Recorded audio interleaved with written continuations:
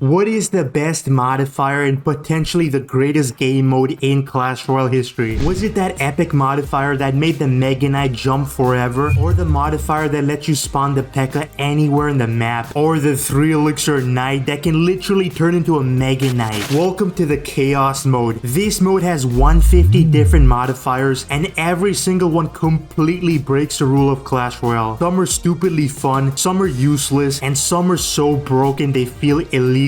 And that's the whole reason the community absolutely loves this mode. So today, we're ranking the top 20 best cards and their modifiers in the Chaos mode using the actual win rate data from Royale API and explaining exactly what they do. Let's go. Coming in at number 20, we got the E-Spirit with the 51% win rate. With the common modifier, the card spawns 3 Electro Spirits, which was quite mid. But what I liked is the rare modifier, because instead of chaining a few targets, the E-Spirit zaps every unit in range. That split-second stun might not sound like much, but it can stop a push, reset Inferno units, and can get you out of sticky situations. And with the epic modifier, it spawns a lightning strike on hit. Now, for just 1 elixir, your card is stunning, clearing multiple units, and dropping lightning damage, which makes it super cracked for the elixir cost. Coming in at number 19, we have the Expo with also a 51% win rate. The common modifier makes the Expo get 50% extra range, and it starts locking onto troops and towers from absurd distances, forcing your opponent to respond way earlier than they normally would. Even if they hesitate a little bit, the Expo can start chipping things down, which makes it strong in my opinion. Then we got the rare modifier basically firing magic archer shots. That means the shots pierce through multiple targets, letting the Expo damage troops lined up behind each other. Even though it has a slightly lower lifetime, it does a ton of damage if you can get the geometry right. Now we have potentially one of the strongest epic mods, or just mods in general, the epic mod for the Expo. This thing just literally starts firing sparky shots but has lower health than usual. Just imagine, dude, massive burst of damage that absolutely obliterate anything in front of it, and it feels unreal, man. Just look at it go. Coming in at number 18, we have the Vines with also a 51% win rate according to Royale API. With the common mod, the Vines get double the radius and can hit up to 6 targets when played. This means if your opponent stacks units, the Vines can slow everything down and give you insane value. I personally like the rare mod combo because when you drop the Vines, it spawns a suspicious bush anywhere you place it. The bush can instantly start dealing damage, and since the Vines can freeze the tower for a little bit, your opponent usually has to overcommit to remove it. The best version is obviously the epic mod, and you get the infinite Vines effect, meaning the freeze effect keeps going until you play another Vines. If timed right, you can completely lock down a troop and take it out for free and do tower damage as well. This is exactly why it's one of the strongest mods out there. Coming in at number 17, we have the Poison with 51% win rate on Royale API, and it's going up. The Poison gets 150% stronger, slower effect with the regular modifier, and honestly, it kind of reminds me of old Clash Royale days when the Poison used to slow down troops. When you drop it now, the pushes feel like they're moving in slow motion, and this will be used both on offense and defense. Then we have the rare modifier where the Poison increases its damage and radius every second. It sounds super flashy on paper, but if I'm being honest, the regular Poison already does a pretty similar job most of the time. Don't get me wrong, it's strong for area denial, but it doesn't always feel as game breaking as the other modifiers. Finally, we have the epic mod for the Poison card, and it's similar to the Vines because you get a permanent Poison. When you play it, it stays active until another Poison is played, so you have to be strategic with it depending on the matchup. Coming in at number 16, we have the Witch with a 52% win rate on Royale API. With the common modifier, the Witch gets double the skeleton spawn speed, and this is probably one of the weaker common modifiers in my opinion. Sure, you have more skeleton spawning, but it doesn't drastically change how the card functions. Most splash troops or spells still clear everything pretty easily. Now, we have the rare modifier where things get interesting. Instead of skeletons, the Witch spawns guards, and this one is actually pretty solid. The shielded guards make them much harder to remove, which means if the Witch stays alive a long time, the board can suddenly fill up with guards, and that's just annoying to deal with. Now, we have probably one of the most underwhelming epic modifiers, and it's the epic mod which makes the Witch spawn Evo skeletons. Personally, I don't find it too overwhelming because there's a lot of counters, but it looks like players have been definitely racking up wins with it, so who am I to judge? Before we move on to the next deck, deck. Make sure to like, hype the video, and join the Discord group, which is linked in the description of the video, where we talk about everything. Coming in at number 15, we have the Dark Goblin with the 52% win rate on Royale API. The common modifier gets the Dark Goblin 100% increased attack speed, and honestly, this feels like the old Dark Goblin days when it used to shred everything in seconds. If you leave it alone for even a moment, it just melts troops and wrecks tower damage insanely quick. Then we have the rare modifier, which gives the Dark Goblin magic archer darts. These shots pierce through units, meaning if you line it up properly, you can damage multiple troops or even hit the tower potentially. It's great both in offense and defense, and it's all about positioning. And now we have probably one of the most broken mods in the entire mode. It's the epic Dark Goblin mod, which shoots sparky shots, which is so funny to me, man. But you can tell the attack feels a bit slower than the regular Dark Goblin, but it doesn't matter, bro, because it shoots sparky shots, which still blows my mind. Coming in at number 14, we have the Rune Giant with also a 52% win rate on Royale API. The common modifier gives the Rune Giant an improved buff and deals more damage than usual. If you build even a small push behind it, the extra damage can snowball pretty quickly. Then we have the rare modifier, which makes the Rune Giant spawn 2 Berserkers. This one is decent, but honestly it's nothing too crazy. The extra Berserkers help add pressure and support the push, but most players can still deal with it using splash troops or spells pretty easily. Now, this is quite an underrated epic modifier for the Rune Giant, but what it does is that it buffs every unit on the map. That means literally everything. Your troops across both lanes instantly become stronger, and if you time this during a big push, you can get some ridiculous value and suddenly turn an average attack into something completely broken. Coming in at number 13, we have the Knight with a 52% win rate and rising up on Royale API. The common modifier gets the Knight 200% extra health, but it has a 50% slower movement speed. And the first thing, as most of you guys would have guessed, is that it reminded me of the Evo Knight's tankiness, at least the OG Evo Knight. The speed nerf definitely slows down the card, but it honestly just makes the Knight feel like a full-on tank that soaks up insane amounts of damage while your other troops do all the work behind it. The rare modifier gives the Knight a permanent stun on every hit, and keep in mind guys, every single swing stuns whatever it touches. In my opinion, this is broken because once the Knight locks onto a troop or even the tower, it can basically keep it stuck in a place while chipping it down, which is incredible. The first time I saw the epic mod, I genuinely thought it was a glitch for this card, and it's when the Knight literally turns into a Mega Knight with the epic mod, which gets you so much value for just 3 elixir. Coming in at number 12, we got the Giant closing in on a 53% win rate on Royale API,